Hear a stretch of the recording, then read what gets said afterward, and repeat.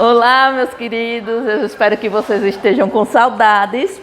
Vamos dar continuidade aos nossos estudos, mas antes disso, peguem aí rapidinho o livro de Geografia, abram no capítulo 3, que a nossa aula vai ser sobre esse capítulo hoje, né?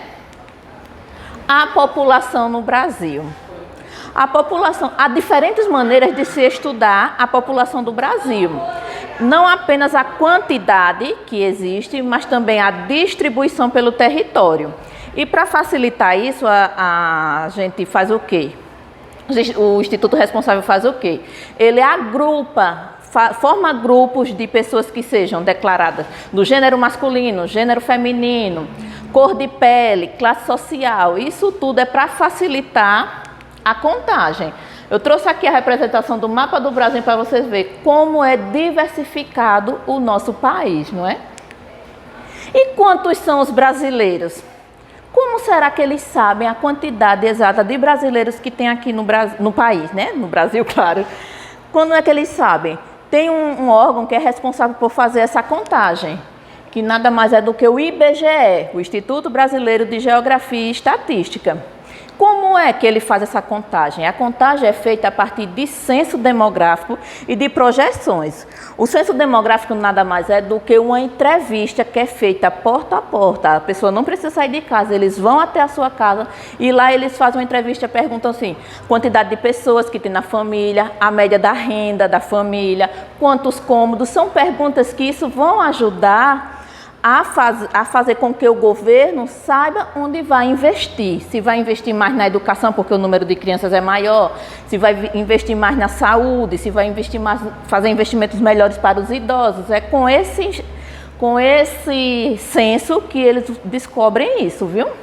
Eu trouxe aqui para vocês um gráfico do crescimento e projeção da população brasileira desde 1950 até o ano de 2100. Observando esse gráfico, a gente pode ver que até o ano de 2050 o número vai só aumentando, ou seja, o gráfico ele está em ordem crescente. Vai ocorrer um crescimento da população. A partir de 2050, ele já começa a decrescer, ou seja, o número de habitantes vai diminuindo. Aí, o que é que faz com que as pessoas digam que naquele lugar o número está crescendo? A quantidade aumenta quando o número de crianças que nascem é maior do que o número de pessoas que morreram no mesmo período e naquele mesmo lugar. Então, a quantidade de crianças que nascem a gente chama de taxa de natalidade. E a quantidade de pessoas que morrem é taxa de mortalidade, certo? Então, um país vai ter um alto número de crescimento, um nível alto de crescimento quando a quantidade de nascidos é maior do que a quantidade de pessoas que morrem. E como são os brasileiros?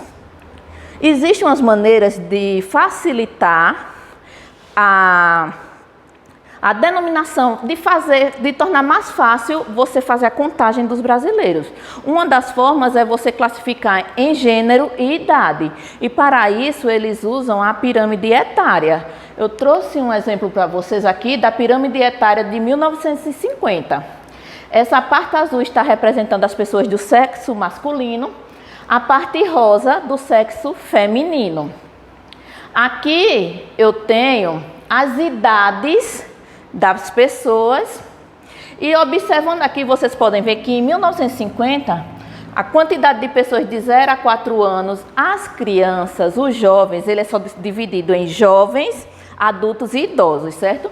Então, em 1950 a quantidade de jovens era bem maior do que a de adulto e a dos idosos. Olha, o topo da pirâmide representa os idosos. Já esse aqui, ó, no ano de 2010, essa pirâmide aqui é do ano de 2010, a quantidade de adultos foi bem maior do que a quantidade de jovens e é bem maior do que a quantidade de idosos. E por que isso está acontecendo? Nós estamos vendo que atualmente as pessoas estão diminuindo a quantidade de filhos que estão tendo. Meus avós eles tiveram 14 filhos, minha avó paterna. Minha avó paterna, ela teve 19 filhos. Então, hoje em dia, a minha mãe, ela já teve o quê? 4. Então, as pessoas estão diminuindo a quantidade de filhos que estão tendo. É por isso que a quantidade de jovens é bem menor agora do que a quantidade de adultos. Isso vai ajudar em quê, professora? Para que fazer essa pirâmide? É a partir da observação desses dados que os governos, eles sabem onde vão investir. Com isso, eles podem tomar todas as decisões sobre os investimentos, onde é que vai investir, mais em criança, mais em adulto, mais em idoso. E eles podem informar sobre a qualidade de vida da população. Porque com isso, com esse censo, eles vão saber se a população é mais carente, se é de uma classe média, se é uma classe mais alta, entendeu? E é a partir desse censo que eles descobrem tudo isso. Mas será que isso mudou com o passar dos anos? Vamos ver. Envelhecimento da população brasileira. Já tivemos uma época em que o Brasil foi mais jovem. Atualmente nós estamos vivendo uma época em que o Brasil é mais adulto. Será que vai chegar a vez dos idosos?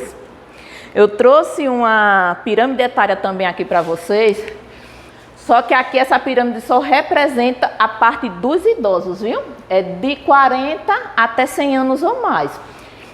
No ano de 2000, olha a quantidade de idosos de 40 a 44 anos e acima de 80. Ali nós já temos a pirâmide etária de 2030. Aqui de 2060. Olhe as pessoas mais velhas, como já vai aumentando aqui. E olhe lá a projeção para 2100, como já vai aumentar o número de pessoas com mais de 80 anos. Então, por que isso está acontecendo? Nós vemos que a cada dia que passa, os avanços tecnológicos vão sendo melhores, estão ajudando mais. A saúde está melhor do que lá em 1950, que eles não tinham praticamente perspectiva de vida nenhuma. Então, a infraestrutura está melhor, está melhorando, viu? Boa ainda não está não, mas está melhorando comparando lá no passado. Então, como eles foram vendo que hoje em dia a cura para as doenças, elas estão sendo mais fáceis, as pessoas idosas, elas vão conseguindo sobreviver mais, entendeu? E com isso, como a gente vê que o futuro nós teremos mais idosos, o governo tem que se preocupar com o investimento, porque quando o investimento é nos jovens, quando a população é mais jovem, ele se preocupa o quê? Em educação e em saúde da criança.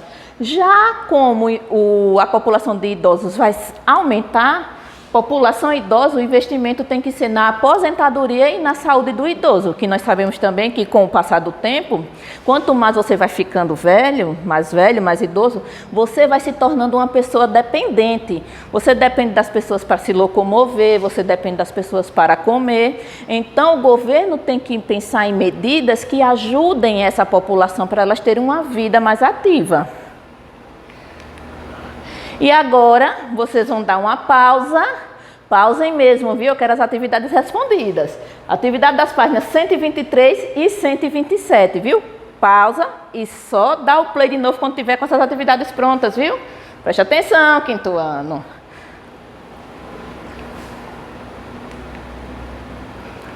Vamos lá, dando continuidade à distribuição da população brasileira.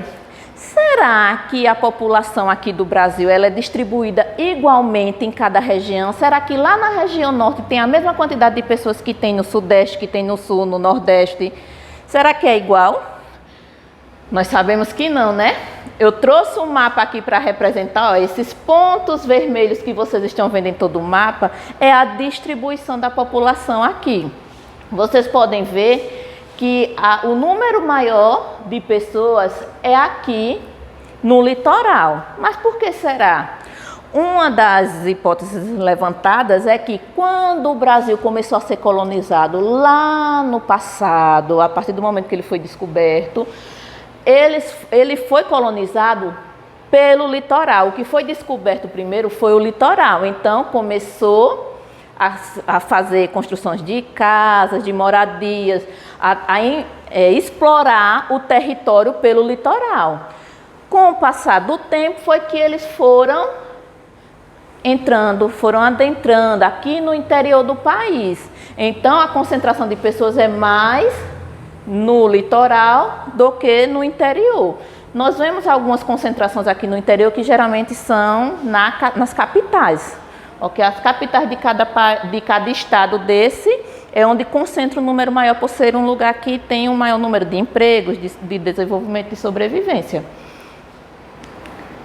E agora, vocês vão fazer as atividades da página 129 até a 131. Vão encerrar o capítulo 3, anotar, não esqueçam, anotam todas as observações, todas as dúvidas para tirar comigo depois, viu? Tá certo? E encerramos por aqui. Até o nosso próximo encontro, viu? Fiquem com Deus e estudem bastante, ó. Lave as mãos, viu? Lave as mãos e vamos expulsar esse vírus.